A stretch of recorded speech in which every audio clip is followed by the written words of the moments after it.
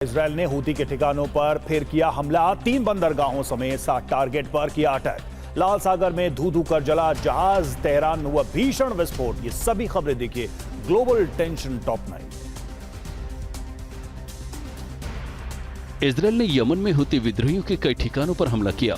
खबर के मुताबिक यमन के 3 बंदरगाहों पर इजरायल ने एयर स्ट्राइक की, जिसमें होदे इदा, रात इसा और सालिफ बंदरगाह शामिल हैं। इजरायल ने यमन में 60 से ज्यादा ठिकानों पर हमले किए। उसके हमले में सेंट्रल पावर प्लांट भी तबाह हो गया।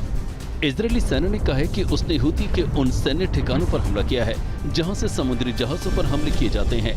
उसने गैलेक्सी लीडर शिप पर हमला किया, जिसे नवंबर 2023 में हूती ने अगवा कर लिया था। इजरायल ने कहा कि ईरान समर्थित हूती इजरायल के खिलाफ हथियार तस्करी और वैश्विक शिपिंग के खिलाफ आतंकी गतिविधियों में जुटा है। इजरायली वायुसेना ने यमन में ईरान समर्थित हूती विद्रोहियों के नियंत्रण वाले होदे इदा बंदरगाह पर हमला किया। UEM Jaipur is a perfect target for prospective students aspiring for good jobs, good education with future-ready skills. बंदरगाह के आसपास शक्तिशाली विस्फोटों की आवाजें सुनी जा सकती हैं। इजरायली एयर स्ट्राइक के कारण कई जगह भीषण आग लग गई। यमन की मीडिया ने भी होते इदा शहर पर इजरायल के हमले की जानकारी दी है। लाल सागर में हूती के नियंत्रण वाले यमन के समुद्री तट के पास एक शिप पर हमला किया, जिसमें उसमें आग लग गई। इस हमले में हथियारबंद लोगों ने फायरिंग की और रॉकेट से ग्रेनेड दागा। जवाब में शिप पर सवार गार्ड्स ने भी जवाबी हमला किया।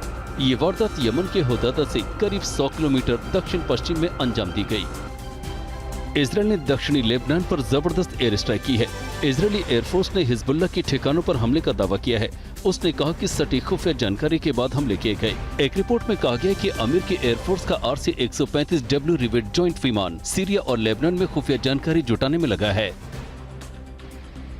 ईरान की राजधानी तेहरान के पूर्वी हिस्से में एक शक्तिशाली विस्फोट हुआ है। शुरुआती रिपोर्ट के अनुसार एंटी टैंक गाइडेड मिसाइल का उपयोग करके इस्लामिक रिवोल्यूशनरी गार्ड कोर्प्स के एक हाई रैंक अफसर की हत्या कर दी। हमला किसने किया, इसका पता नहीं चल पाया है। अमेरिकी राष्ट्रपति डोनाल्ड ट्रंप और इजरायली प्रधानमंत्री बेंजामिन नेतन्याहू के बीच कल व्हाइट हाउस में बातचीत होने वाली है। ट्रंप ने कहा है कि वो नेतन्याहू से ईरान के साथ स्थायी शांति समझौते के बारे में बात करेंगे। ट्रंप ने मीडिया से बात करते हुए कहा कि अमेरिका इजरायल के साथ कई विषयों पर काम कर रहा है। रूस यूक्रेन के बीच भीषण जंग जारी है। इस बीच कीव में एक ऑयल प्लांट में भीषण विस्फोट हुआ और पूरे शहर में अंधेरा छा गया। प्लांट में विस्फोट के बाद दूर दूर तक धुआं निकलता दिखा। आशंका जताई जा रही है कि रूस ने थर्मल प्लांट पर हमला किया है। हालांकि कीव के मेयर ने इससे इनकार किया है। यूक्रेन ने रूस के बेलगोरोद इलाके में एक केमिकल प्लांट पर हमला किया, जिससे भीषण आग लग गई। यूक्रेन ने रूसी केमिकल प्लांट पर ड्रोन से अटैक किया। इस प्लांट में खतरनाक रसायनों का इस्तेमाल किया जाता है, जिससे इलाके में बड़ा खतरा फैलने की आशंका है। यूक्रेन के ड्रोन हमले के बाद पूरे इलाके में काला धुआं फैल गया।